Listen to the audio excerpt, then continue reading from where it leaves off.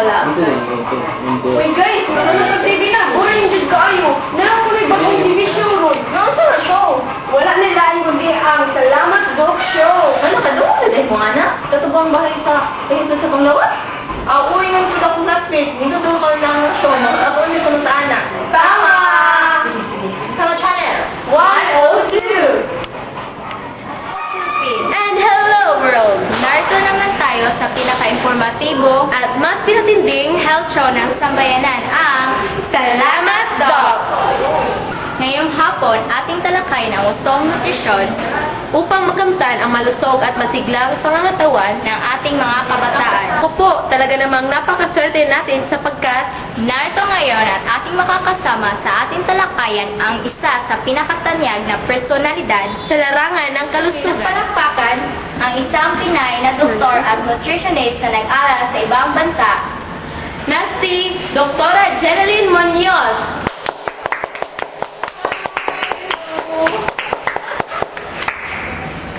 Magandang hapon po! Magandang hapon din sa inyong dalawa. Have a seat, ma'am. Thank you.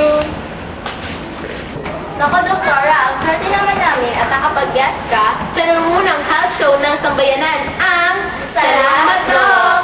Nako, salamat din sa inyong dalawa kasi I'm very privileged to be in this prestigious show. Wow! Nako naman!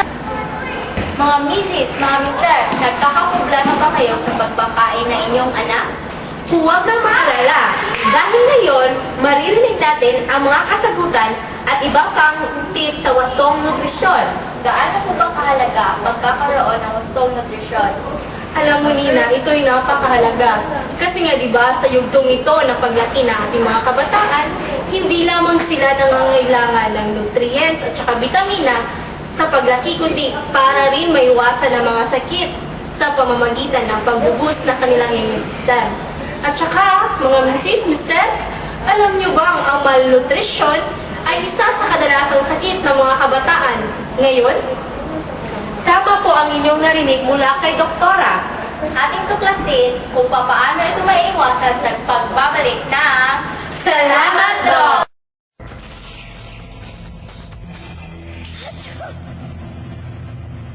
Every day, your child is exposed to harmful elements.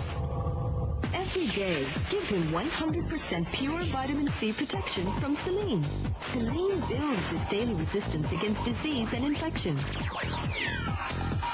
I make sure he's protected every day. 100% pure vitamin C protection from Selene. Every day, Selene. Dati ang gulay, di ko tinitikman, parati na lang iniiwasan.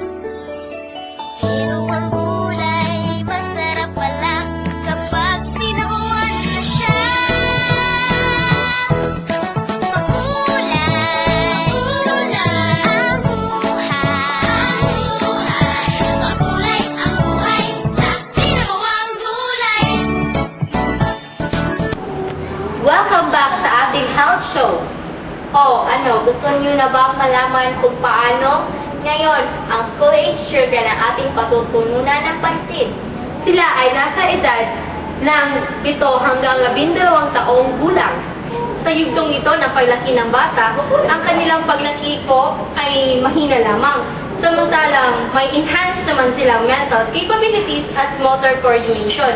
Kaya nga sabi nila, it is about time that we teach the children how important are the relationship between food and healthy body. Doc, ano po ba ang nutrient allowances nila? Alam mo, Lian, their nutrient allowances vary depending on how old he is, how large he is, how active he is, or how much his body needs. Kailangan ating pagtuunan ng pansin ang pagbibigay ng pagkain sa kanila. Kailangan ang mga pagkain nila ay mayroong energy-giving food, gaya ng kamote, kanin, patatas, at iba pa. Dahil di ba nga, ang mga bata ngayon ay napaka-energetic na. Kailangan din may mayaman sa protina pagkain gaya ng karne, itlog, at tokwa as substitute, di ba nga? So, kailangan din nila ng mga vitamina at mga minerales gaya ng riboflavin, thiamine, ascorbic acid, calcium, at iba pa. I'm really recommending this vitamins and minerals kasi nga, itong thiamine, riboflavin, vitamin A, ascorbic acid, at calcium ay isa or kadalasang mga simptomas or sanhi or clinical symptoms or signs ng malnutrition dito sa Pilipinas. Narito po ang mga pagkain mapagkukunan natin ng mga mineral at vitamina.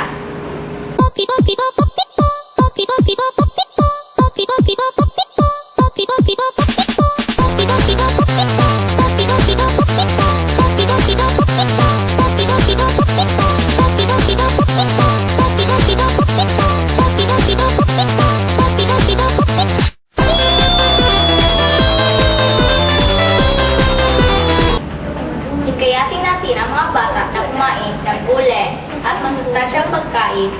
Sa puntong ito, pag-usapan naman natin kung paano matutugunan ng karampatang lunas at pamamaraan ang mga feeding problems.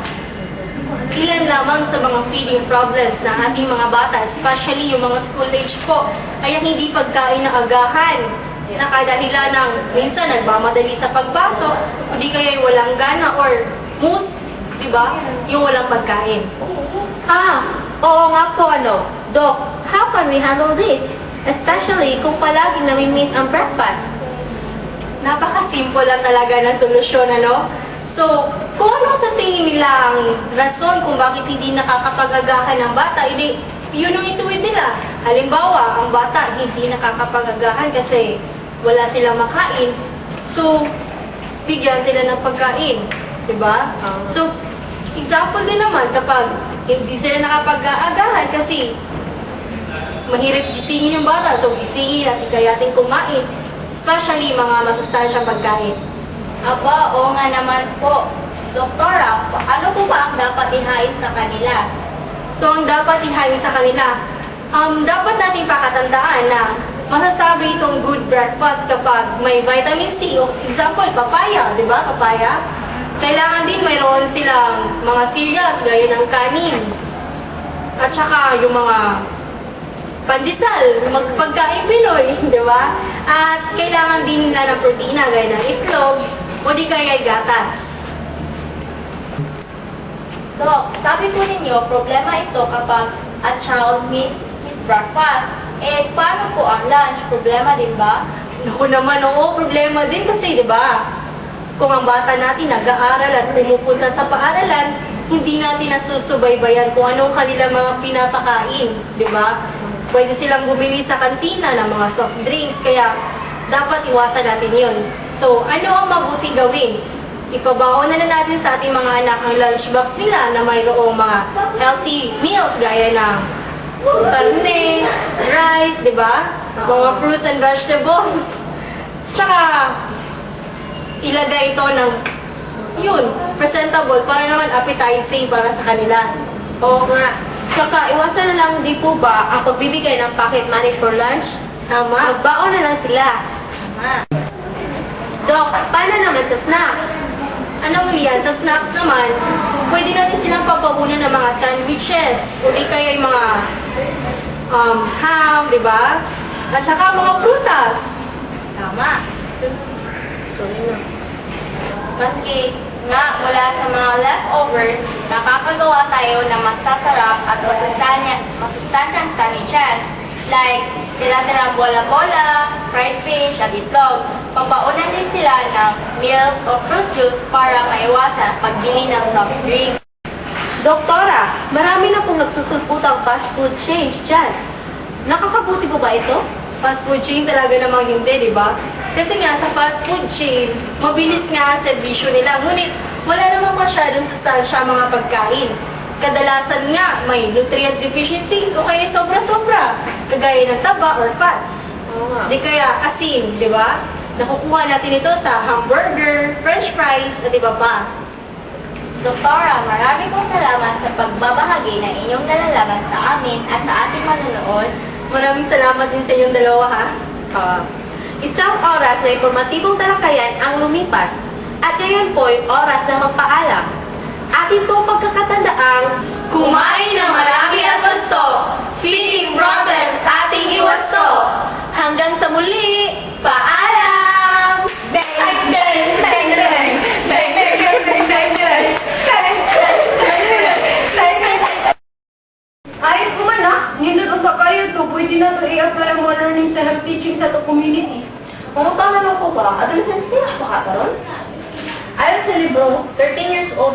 years old. Ikaw, Pre, kailan mo edad? 14. Ikaw, Pre?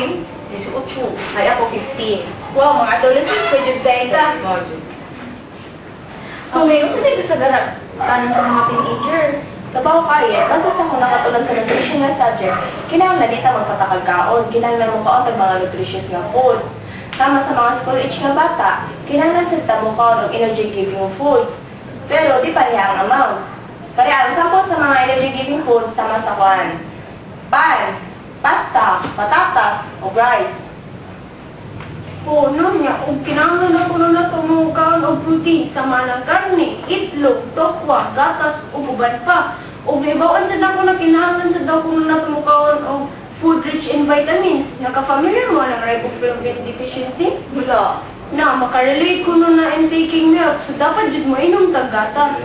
No? Importante po dahil sa mukhaon ta o food rich in mineral, sa mga iron, calcium. Ang calcium, dapat sa mong take anak kay para di ta magka-osteoporosis pag biguang nato. Ang girls na kung sana, nag-mistake na mo? Hoy! So, dahil tayo pag-counter, nag-mistake naman pa, diba? Uy, sinalaman na mo ka mga iron-rich foods, kaya di pa kilubo na. Tapos na may tabo nga blood loss, kailangan makonsentrate sa kamabalan sa awan, sa hemoglobin sa dugo. Nya, asa nagtatamukuha ni mga pagkaon rich in iron? Kauta sa manang liver sa manok, liver sa baboy, o bansa. Eh, dahil pa sa, kinailan mo sa damokang iron-rich food. Sama sa kwan, seafood, o iron salt. Para mag-compensate sa increased thyroid activity associated with growth.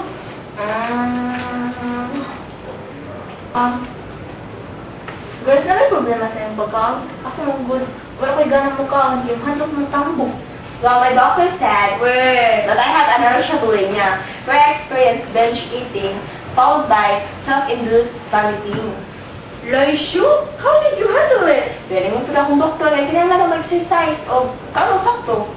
Girls, kapoy na ako mga tuhog na tayo. Na, sige, mga tuhog na tayo, kapoy na tayo.